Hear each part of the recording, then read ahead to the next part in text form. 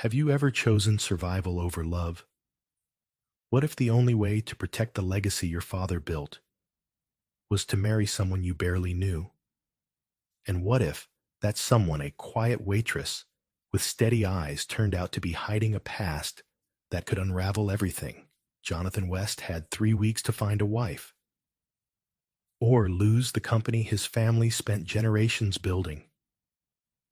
Ella Monroe needed nothing but silence and a paycheck, until their fake marriage unearthed real wounds, secrets, and a connection neither of them asked for. If you were him, would you risk everything for someone you couldn't trust? If you were her, would you stay, knowing love wasn't part of the deal? This isn't a fairy tale. It's a story about two people who thought they had nothing to give until life asked them to give everything. Come with us into a story where time heals slowly and love arrives without asking for permission. If this opening moved something in you, please like, share, and subscribe to our channel. Now, let the story begin. It was a Tuesday morning in late October, the kind of morning where the Boston sky looked like a sheet of silver steel, and the air tasted like the first edge of winter. Jonathan West sat alone in his office on the top floor of Weston Ward Timepieces, a company his father built, and he spent 23 years trying to keep alive. Outside his window, the city moved on cars humming, leaves spinning down sidewalks, lives unfolding, but inside, the air was still, heavy with something he couldn't quite shake. On his desk, a legal envelope lay open. Inside it, the last will and testament of his late father. He had read it so many times over the past week that the words were burned into his memory. And yet, they didn't make any more sense today than they had when the lawyers first handed them to him. In order to retain controlling shares of Weston Ward, Jonathan West must be legally married by the age of 46. He had 3 weeks. It was absurd, arbitrary, infuriating. Jonathan leaned back in his leather chair, rubbing his temples. He was a man who believed in logic, in precision. Like the watches he designed, every piece had to click in place, every gear serving a purpose. But this was emotion. This was legacy wrapped in sentiment, and he didn't know what to do with it. He glanced at the photo on the shelf behind him. His father, Robert West, standing proudly at the opening of their flagship store in downtown Boston, arm around his mother, smile wide and effortless. Jonathan had inherited the company, the talent, even the stoic demeanor, but not the ease and loving, not the warmth. That had died with his mother, long before the will. A soft knock on the door pulled him out of thought. It was Denise, his assistant of 15 years. Her voice, as always, was calm and grounded. "John, the board meeting's in 30 minutes. They're expecting an update on what he replied without turning around." She paused. "On how you're going to stay in control." He sighed. "Do they expect me to find a wife before lunch?" Denise didn't laugh. "They expect you to find a solution. The company's already under pressure. If they sense hesitation, the investors might shift, and then it won't matter whether you're married or not." He nodded, still facing the window. "Thank you." As the door clicked shut, Jonathan finally stood, his 6'2" frame casting a long shadow against the oak floor. He walked to the shelf, pulled out a small, intricately carved wooden box, and opened it. Inside was his father's pocket watch, crafted in 1971, the year Weston Ward first made its name. He held it in his palm. It ticked steadily, like a heartbeat that hadn't stopped. I won't lose this, he murmured. Not because of a technicality, not because of a marriage clause, but even as the thought solidified, a second, quieter one crept in. Who would marry a man like him now, and why would he ask anyone to? He wasn't built for love. He had known it once, years ago, and it had betrayed him, left him colder, more guarded. He didn't believe in second chances, at least not for the heart. But he believed in duty, and that belief alone would send him on a path that none of his carefully laid plans could ever predict. A path that would begin not with a boardroom decision, but with a waitress in a corner diner and a story that neither of them saw coming. The morning shift at Grady's Diner started at 6:00. And Ella Monroe had never once been late. Even on snowy mornings when the city crawled under thick blankets of slush, even when her shoes were still damp from the day before. She showed up, tied her apron with practiced fingers, and smiled at regulars like it mattered, because to her, it did. Grady's sat on a quiet corner of the back bay, a modest building with red leather booths, sticky syrup bottles, and the kind of warmth that came not from design, but from people. It wasn't glamorous, but it was steady, something Ella had grown to cherish. She poured black coffee into a chipped mug and slid it across the counter to Mr. Hollis, a retired firefighter who came in every Wednesday with the same joke about the weather. You know, he said, stirring cream in slow circles. They ought to name a pancake after you. The Ella Stack? Sweet, tough, and keeps you going. Ella chuckled softly, brushing a loose strand of brown hair behind her ear. That'd be dangerous. Sir, folks might expect me to be sweet all the time. He winked. Well, you sure fake it better than most. She moved on to the next booth, refilled cups, took orders, made a note to remind the kitchen that table 4 didn't like onions. It was all routine quiet, honest work that kept her hands busy and her mind focused. What people didn't see was that Ella was 32 years old, lived in a one-bedroom apartment above an old bookstore, and had exactly $26 in her checking account.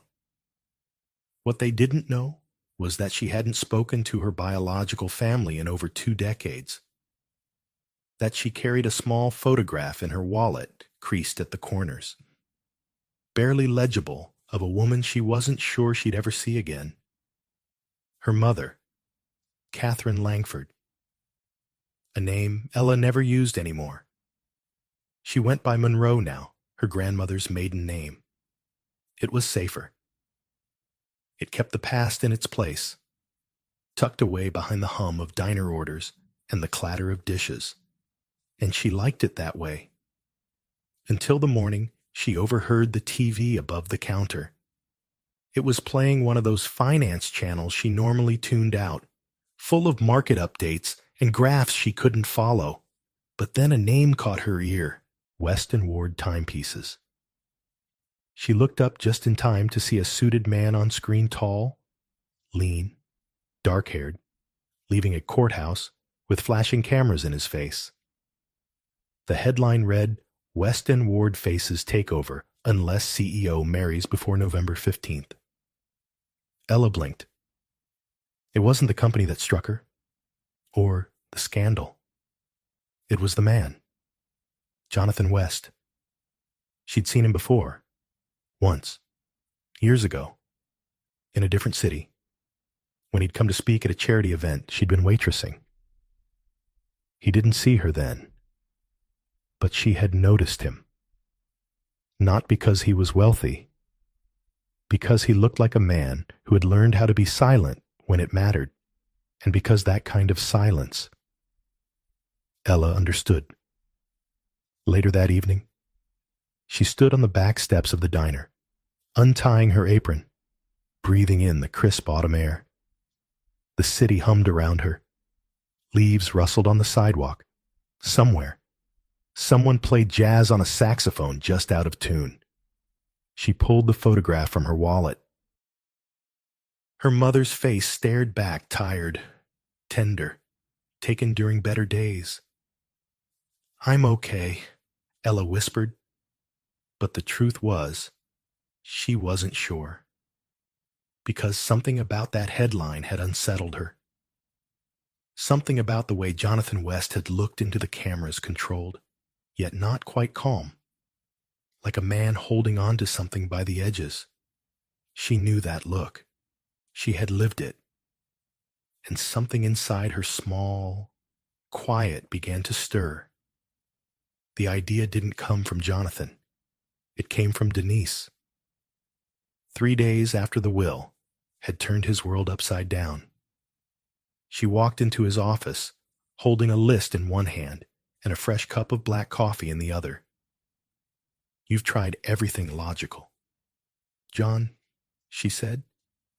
"Maybe now's the time to try something that's not." He looked up from a mountain of financial reports, brow raised.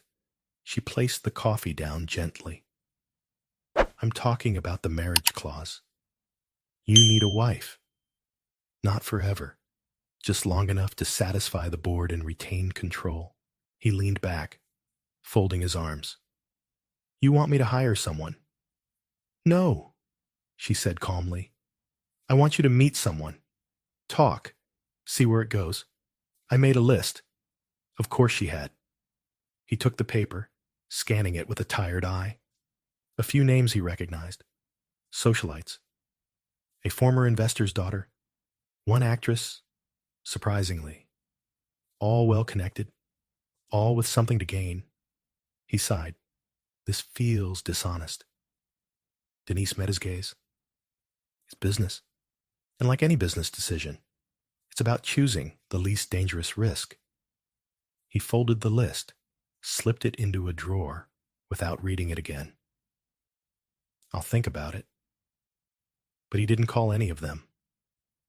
That night, restless, he walked through the streets of Boston, coat collar turned up against the chill.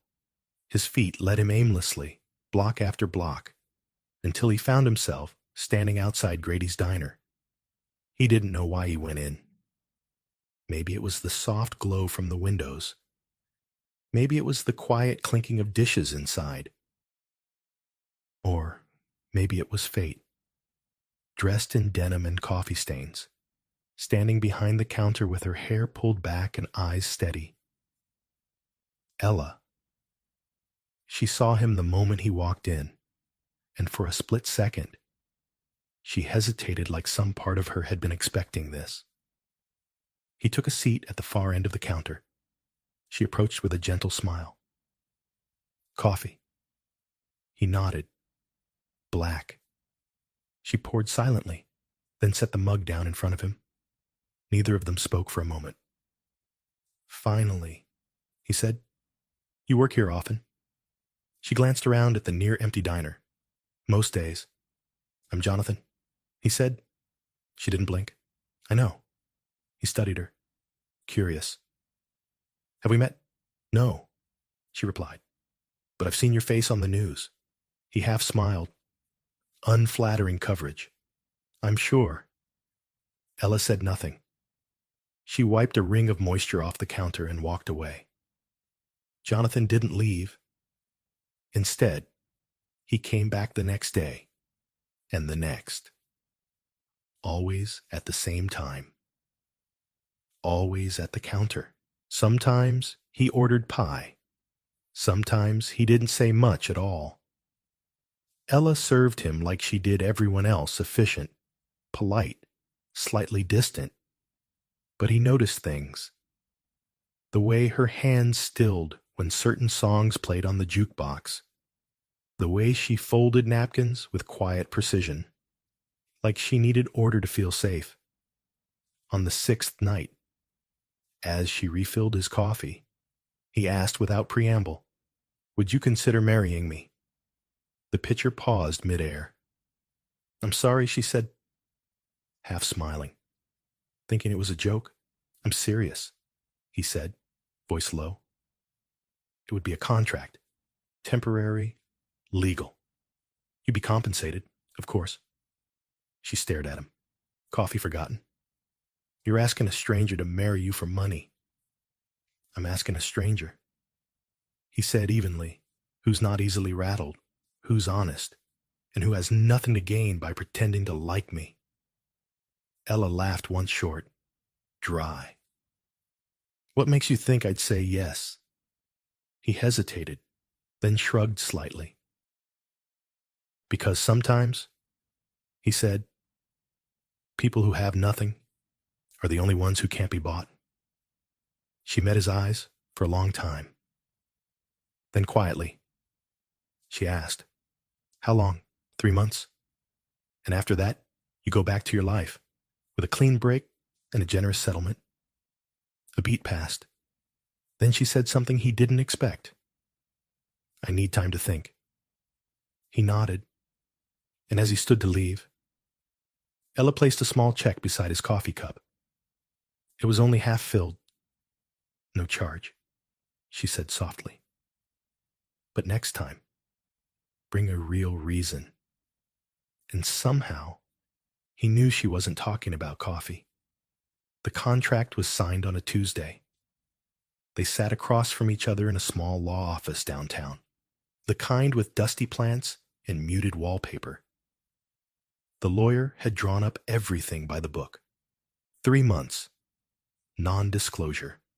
No romantic obligation. A generous stipend. 1 shared residence.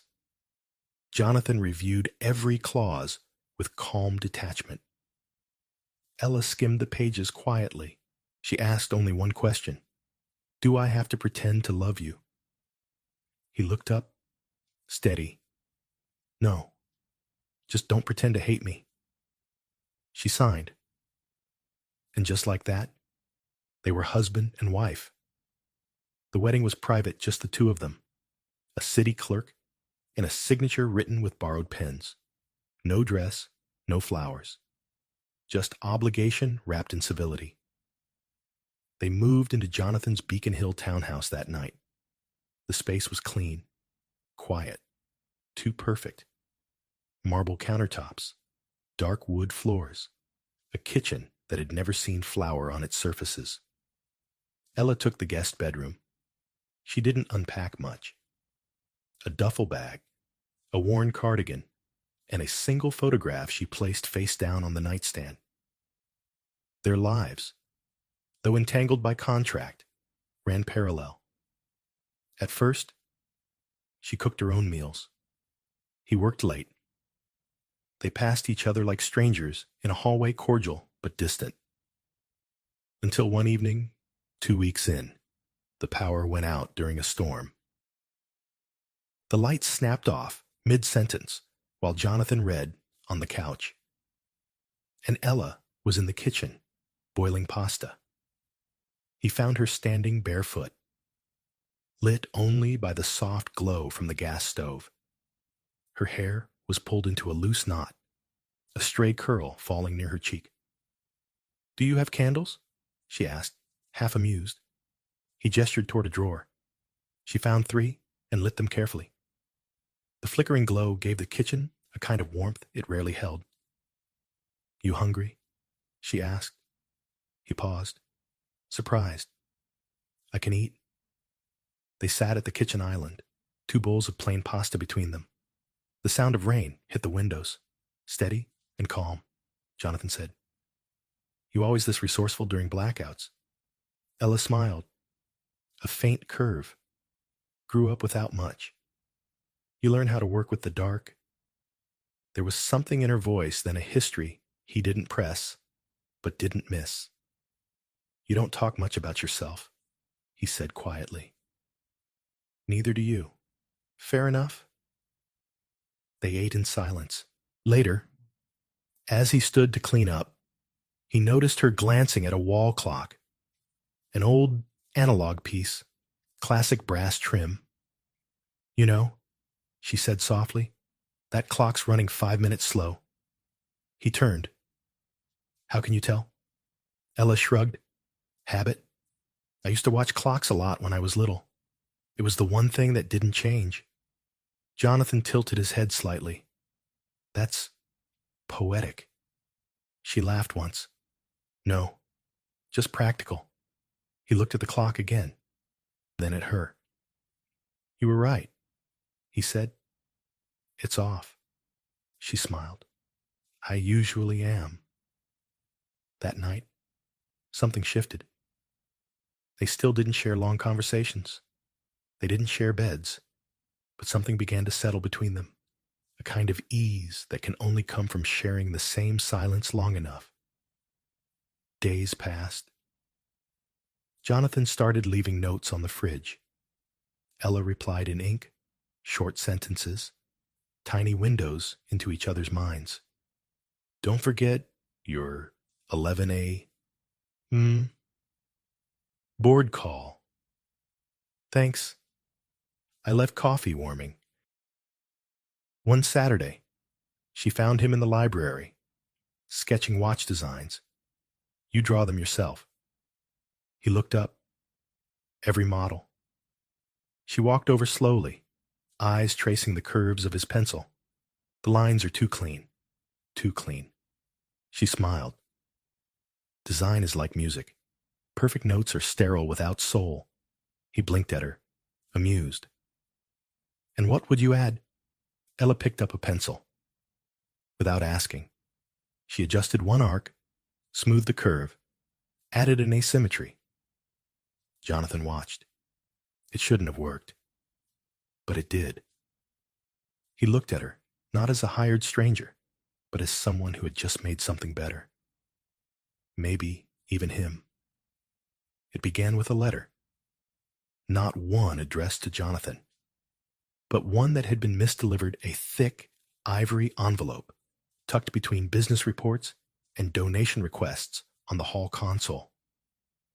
The name on the front read E.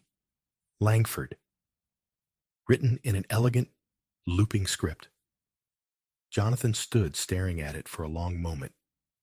His breath caught somewhere in his throat. Langford! He hadn't heard that name in years. He turned the envelope over. There was no return address, just a wax seal simple. Gold. Clean. The kind old money used when it didn't need to announce itself. He placed it back on the console. Later, when Ella came home from a grocery run, he said nothing. He simply watched as she picked up the envelope, paused for a breath, and then tucked it inside her coat pocket like it didn't matter. But he saw the way her fingers trembled just slightly, the way her eyes avoided his for the rest of the evening. He didn't press. Not yet. Instead, he found himself watching her more closely. Little things surfaced. A call she took late at night on the back porch. Her voice hushed, her back to the window. A book on horology, a rare edition discovered in the guest room, with pages dog-eared in places only a trained eye would notice. And then, a slip. One evening, while helping him sort design samples, she picked up a prototype and ran her fingers along its crown. You should use a coaxial escapement for this one, she said, without thinking. He blinked. What, she froze? I mean, it'd keep more consistent time. He stared at her. Ella, that's not something most waitresses just happen to know. She looked down. Quiet. He waited. But she didn't explain. That night, Jonathan couldn't sleep. He sat at his drafting table, the sketches untouched, mind restless. The room was dark, but for a desk lamp casting a golden circle over his hands. He thought of her eyes, so calm, so knowing. Of the letter, the book. The silence that suddenly felt less like privacy and more like a veil. Then, slowly, he pulled open a locked drawer in his desk. Inside were old press clippings, company archives. He hadn't looked through them in years. He found it in the third folder. An article from 20 years ago. Langford Watches faces bankruptcy amid family dispute. There was a photo. A woman young, elegant, worn with sadness. Catherine Langford. He stared at the face. It was Ella's. Not exactly, but close enough. He sat back, heart steady, mind racing. Could she be? And if she was, why the secrecy?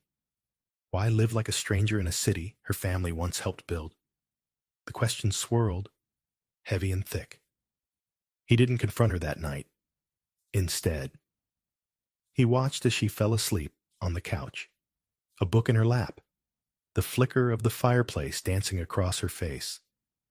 She looked peaceful, but Jonathan had been around power long enough to know peace can hide many things, and trust once questioned has a way of shifting everything. The next morning, Jonathan woke early. Too early. He stood in the kitchen in silence, staring into the steam of his untouched coffee. The sky outside the window was barely light, still holding on to the gray hush of dawn. Ella came downstairs an hour later, her steps soft, hair still damp from the shower. She wore a gray sweater and loose jeans, the kind of clothes that looked lived in, safe.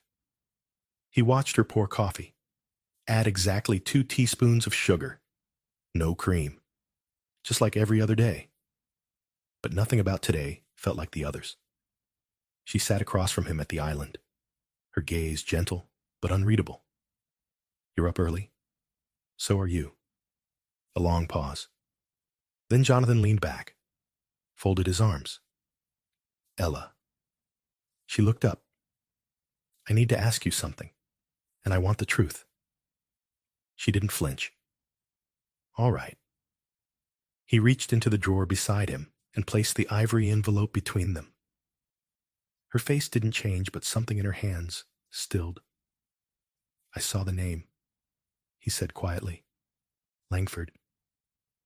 Ella said nothing. I looked it up. Still nothing. I know who Catherine Langford was. Now she moved only slightly, but he saw the flicker in her eyes, the way she drew in a deeper breath. Jonathan's voice was calm, but the edge was there, tight and thin. Why didn't you tell me? Ella looked down at her cup. When she finally spoke, her voice was barely above a whisper. Because it didn't matter. To who? To me, she said. To the life I was trying to build without it. He stared at her, hurt slipping in under his words. I trusted you, and I didn't lie, she said firmly, but not harshly.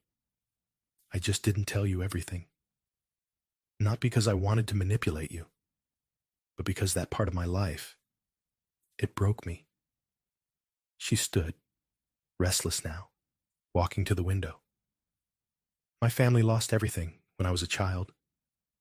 Not just money, respect, community, our sense of belonging. I saw my mother work 2 jobs just to keep the lights on while reporters camped outside our building. I changed my name to make the whispers stop. She turned to face him. I didn't want pity. I didn't want leverage. I just wanted to be me. Jonathan stood slowly, and yet here you are. Married to the CEO of the company that once absorbed your family's legacy. That was a coincidence, she said, voice sharper now. You were never part of that.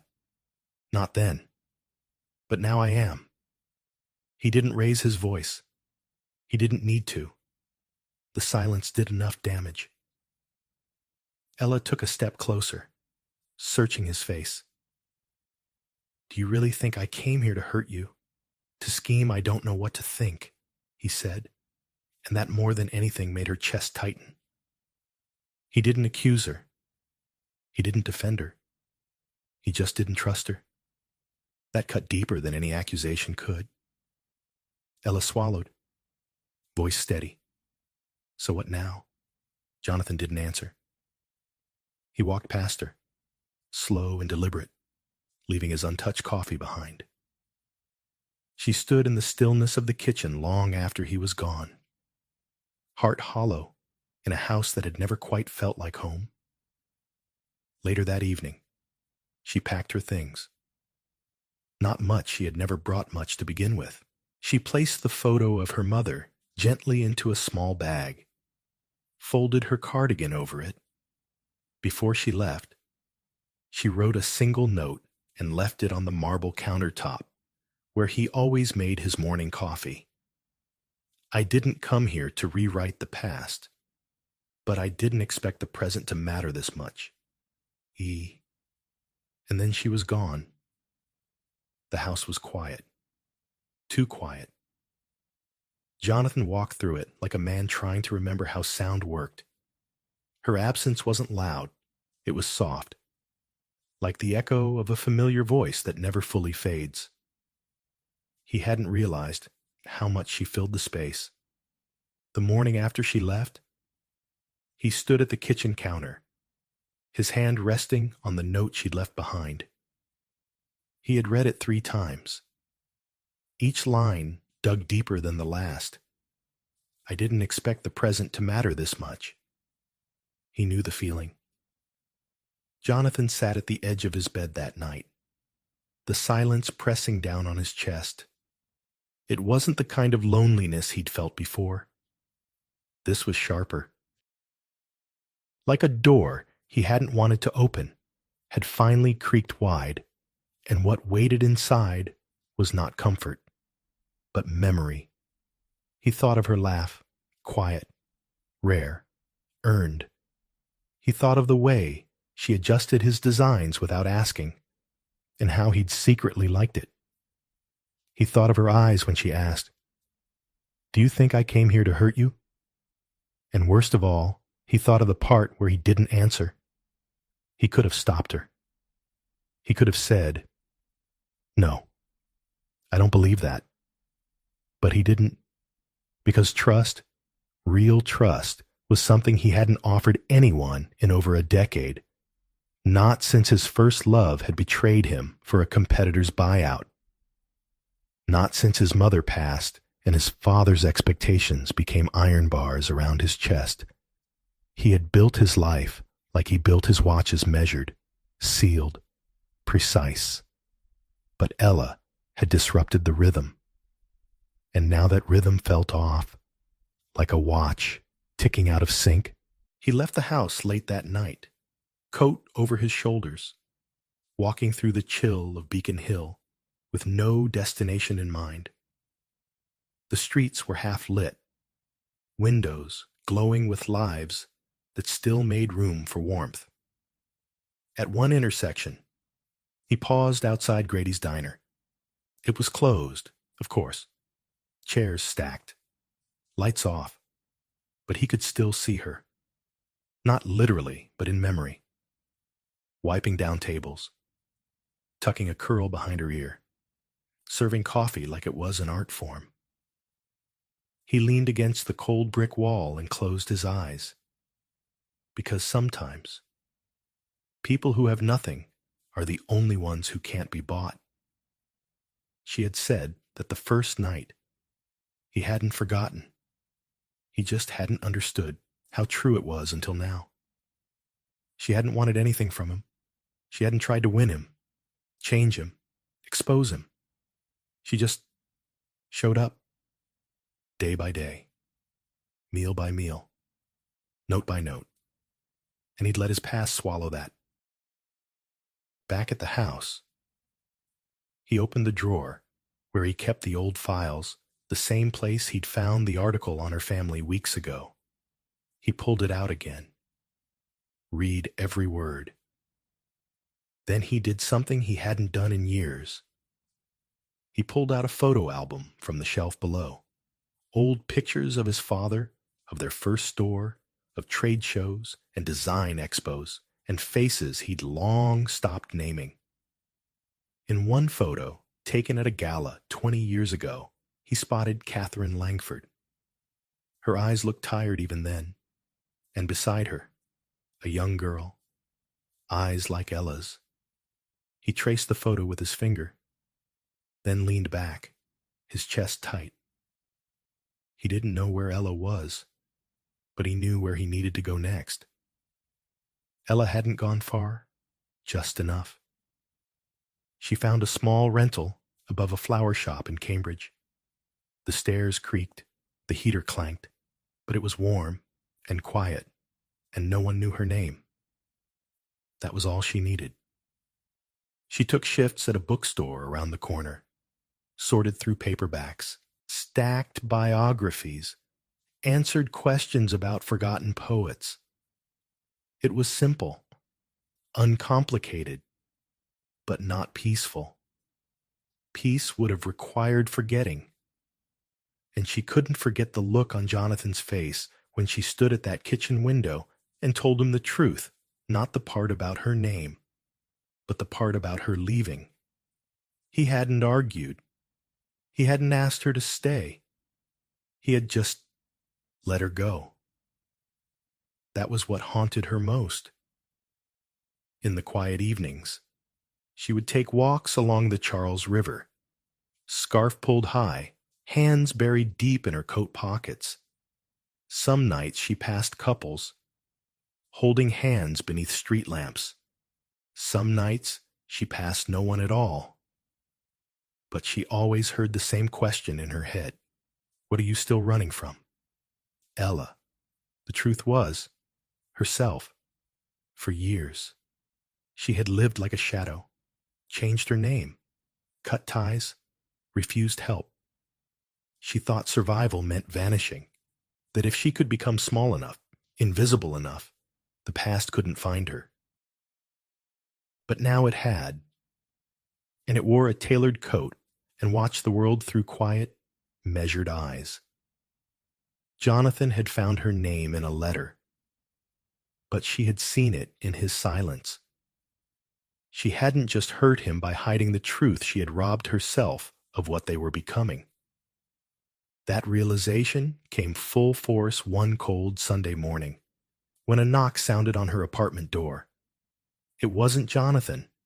It was a woman, mid-60s, hair pulled into a soft twist, a warmth in her eyes that reminded Ella of something distant, something buried. The woman introduced herself. My name is Evelyn Grant. I was your mother's lawyer. And her friend. Ella didn't speak, just stepped aside. Evelyn entered slowly, looking around the small apartment with a quiet sigh. I've been looking for you, she said. For a while. Ella poured 2 cups of tea. They sat in silence until Evelyn pulled a folded letter from her coat. It's from Catherine, she said gently. She passed 3 weeks ago. Ella froze. Her hands trembled. But she didn't cry. Not yet. She wanted you to have this. Evelyn placed the letter on the table, but Ella couldn't touch it. Instead, she stared at the steam rising from her cup, as if it could tell her what to feel. She said, Evelyn hesitated. She said she never blamed you for changing your name, for leaving. She understood. But she hoped, when the time was right, you'd come home, not for her, but for yourself. Ella's chest tightened. She hadn't spoken to her mother in nearly 10 years. Not since the final phone call, the one where she said she needed space, not pity. Now, space was all she had. When Evelyn left, Ella finally opened the letter. It wasn't long. It didn't try to fix the past. It just said, I'm proud of the woman you became, even if I had to love her from afar. That night, Ella walked the long route home. The streets were lit with a soft, winter glow, the kind that made even harsh corners look forgiving. She passed a watch boutique, closed for the night. In the window sat a single piece, sleek, quiet, timeless. Not Weston Ward, not Langford, just time itself. Ella stared at it for a long moment, then whispered to herself, "I don't want to disappear anymore." Jonathan stood in front of Langford Hall for the first time in his life. The estate was quiet, shrouded in winter gray. The once grand columns now chipped, ivy curling around stone like memory. But the structure still stood, just like the name, just like the girl he hadn't stopped thinking about since the day she left. He hadn't come for business. He hadn't come with answers. He had come with questions, and the hope she'd still want to answer them. The woman at the front door told him she was out walking. "She goes to the garden most mornings," the woman said, "even in this cold." So he followed the old gravel path down past the orchard, past the silent fountain, until he saw her, Ella, sitting on a weathered bench under a leafless tree, a small book open in her lap, her coat too thin for the wind, hair pulled back with no intention of impressing anyone. He stopped 10 feet away.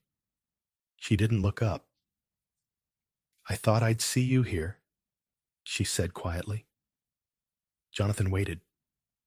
She turned a page. "My mother used to sit right here.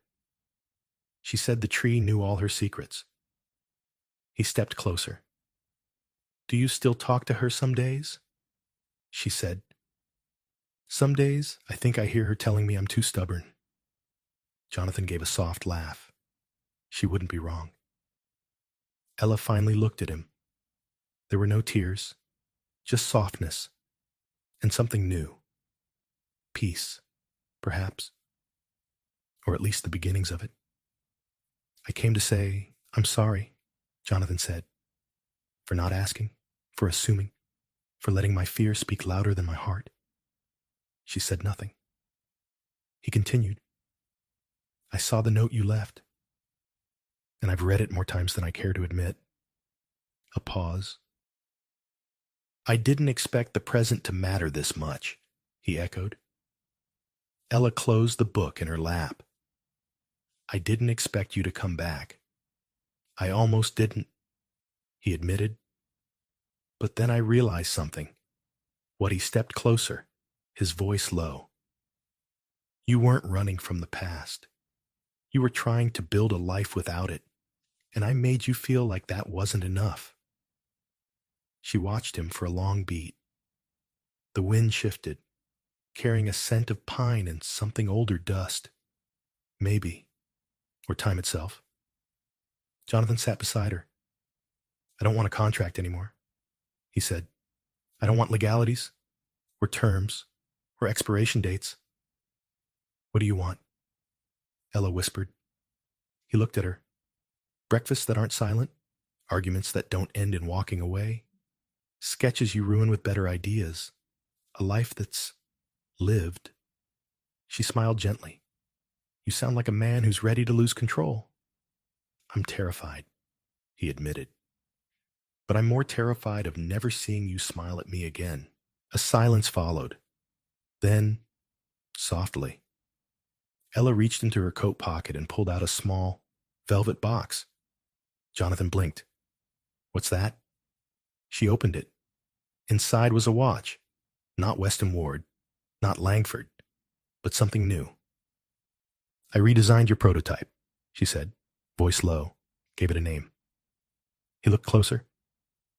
The engraving read, "Present tense." He let out a soft breath. Then he turned to her, took her hand in his. "I'm not perfect. I'm not asking for that," she said. "I just want to do better." Ella nodded. "I just want to be real," she said. They sat in silence, their hands intertwined, as snow began to fall gently around them. No grand promises, no dramatic gestures, just presence, the kind that doesn't need to be spoken to be understood. 1 year later, the The sign above the boutique window read, Weston Langford. Time. Restored. It was understated. No gold lettering, no flashing lights, just a clean serif font, warm wood behind glass, and a single watch in the window, present tense. Inside, the store buzzed gently, nothing loud, just the soft murmur of conversation, the clink of ceramic cups from the in-store cafe, and the quiet click of watch hands from a wall display. Jonathan stood at the counter, sleeves rolled up, adjusting the clasp on a customer's wrist. The man thanked him, genuinely, not because he was the CEO, but because he had taken the time. Ella moved through the back room, examining materials, nodding as a young designer showed her sketches. She wore a navy apron, smudged with graphite and ink. Her hair was messy. Her smile was real. They didn't need to say much these days. They just worked together. Lunches were shared behind the shop, sitting on a bench with mismatched cushions. Mornings started with coffee and laughter over news headlines. Some nights, they stayed late, sketching, arguing over curve lines, debating vintage versus modern designs. But they always went home together, to a townhouse that was no longer too quiet, no longer too perfect. In the living room was a framed photo of her mother next to one of Jonathan's father. Two people who had shaped them, broken them, and in some strange way, led them to each other. They didn't call it fate. They just called it life. One evening, as they closed the shop, Ella stood by the window and watched the last few people walk past. The sky was soft pink, tinged with gold. Jonathan came up behind her, slipping his arm around her waist. Tired? He asked. Not really, she said. Grateful? He smiled. I used to think love had to be grand, she said softly. That it had to come with fireworks, or confessions under the rain. Jonathan chuckled. We did have a little rain. She leaned her head on his shoulder. But maybe the truest kind of love, she continued, is just showing up. Over and over. When it's messy, when it's quiet, when no one's watching. He kissed the side of her head. Then I'm going to keep showing up. They turned off the lights, locked the door, and stepped into the evening hand in hand, without hurry. Not every love story begins with sparks.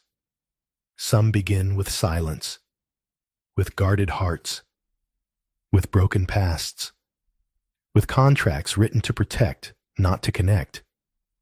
But if you're lucky, if you listen closely enough, you just might find that healing often arrives, not with grand gestures, but with a steady hand. A warm cup of coffee, a quiet watch named present tense.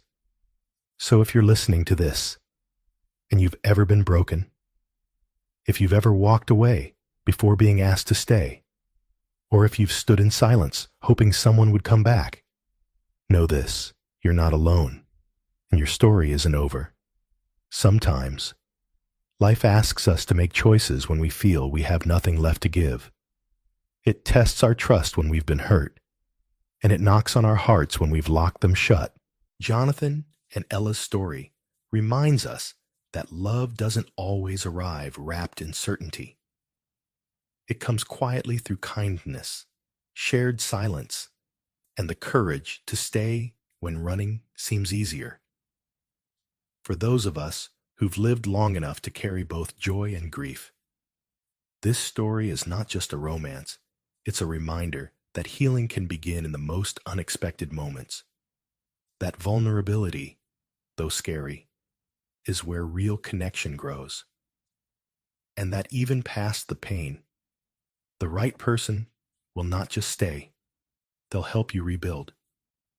So if you're holding back on forgiveness, on second chances, On love, perhaps it's time to open the door again, not for the world to change, but for your own heart to breathe a little softer. Thank you for spending your time with us and sharing in this journey of love, healing, and second chances. If this story touched your heart, we'd be so grateful if you gave it a like, shared it with someone who might need a little hope today, and subscribe to our channel for more heartfelt stories. Your support means the world to us, and together, we can keep spreading warmth, kindness, and connection. Until next time, take care and keep believing in love that finds its way home.